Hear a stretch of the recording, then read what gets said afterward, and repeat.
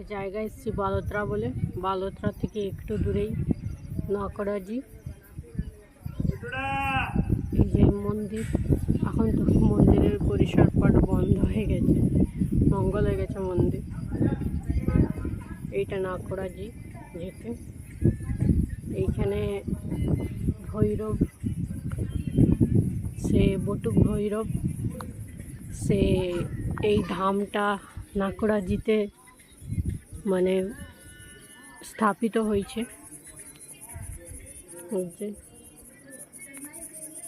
খুব সুন্দর জায়গাটা। এখন তো মন্দির আরো বেশি বড় হয়ে গেছে। এতে পার্শ্বনাথ ভগবানের ইয়ের থেকে নাকড়াজি যে মানে বটুক ভৈরব আছে, সে বলেছে আমি এখানে বসবাস করবার জন্যে স্থাপিত হব। তো সে তো মাংস মন্দির রাখে, তো সেই জন্যেই পার্শ্বনাথ ভগবান বলল যে তুমি যদি থাকতে চাও তাহলে জনেও ধারণ করো। সেই জন্য এইখানে ভৈরবজির জনেও ধারণ আছে। এই যে শিবাই বদমাসি করছে, আর সেই থেকেই নাকড়া ভৈরব এই মন্দিরের পট সেবা এইখানে সামনে দ্বারপাল হিসাবে স্থাপিত আছে। আর এই জায়গাটা নাকড়া নামেই প্রসিদ্ধ হয়েছে। এই যে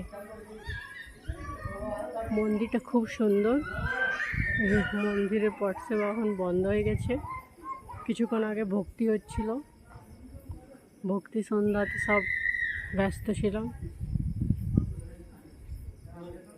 এই যে মন্দিরটা, এতে থাকবারও ব্যবস্থা আছে। সকালবেলায় আবার ভোজনশালায় নানা রকমের খাবার এইসব থাকে।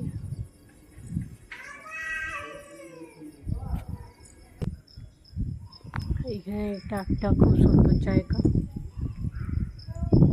এটা নানা রকমের গল্পতে আছে।